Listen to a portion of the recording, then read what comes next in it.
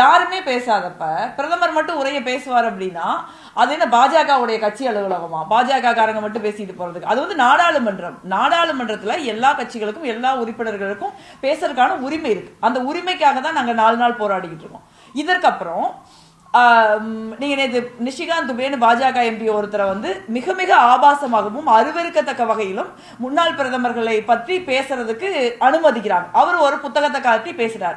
ஆனா ராகுல் காந்தி அவர்களை நீங்க மேகசினை கோட் பண்ணக்கூடாது, புத்தகத்தை கோட் பண்ணக்கூடாதுன்னு சொல்லி பேச விடாம மைக் ஆஃப் பண்றாங்க.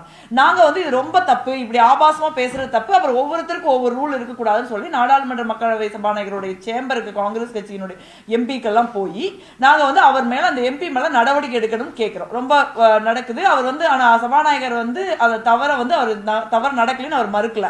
சரி, நான் வந்து ஏதாவது நடவடிக்கை எடுக்க முயற்சி பண்றேன், நீங்க போயிட்டு 4 மணிக்கு வாங்கன்னு சொல்றாரு. நாங்க 4 மணிக்கு போனா நான் அரசாங்கத்திட்ட சொல்லிட்டேன், அவங்க எனக்கு ரிப்ளை பண்ணலைங்கிறாரு. அவையை யார் நடத்துறா? அவை சபாநாயகர் நடத்துறாரா இல்ல அரசாங்கம் நடத்துதா?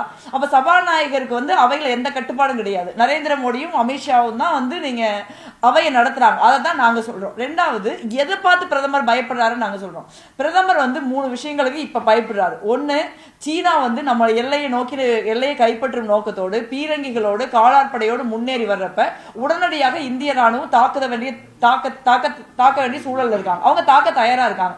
ஆனா இந்தியாவில் அரசியல்ல, அதாவது ஆட்சியில் இருக்கிறவர்கள், ஆட்சியின் தலைவர் தான் ராணுவத்துக்கு உத்தரவு போட முடியும். ராணுவம் தானா முடிவெடுக்க முடியாது இந்தியாவில். ஆனா ஆட்சியின் தலைவர் 2 மணி நேரமா அல்லாடுறாரு, எந்த முடிவும் எடுக்காம. கடைசியா சீனாக்கு எதிராக முடிவெடுத்து தாக்குங்க அப்படின்னு சொல்றதுக்கு பயந்துகிட்டு நீங்க என்ன பண்ணணுமோ பண்ணிக்கங்க அப்படின்னு பொறுப்பை வந்து ராணுவ தளபதியின் தோல்ல போடுறார். ராணுவத்தையும் இந்தியாவுடைய பாதுகாப்பையும் சீனாவுக்கு பயந்துகிட்டு பிரதமர் கைவிட்டுறார். இதை பத்தி நாங்க பேச விரும்புறோம், ராகுல் காந்தி பேச விரும்புறார். ரெண்டாவது,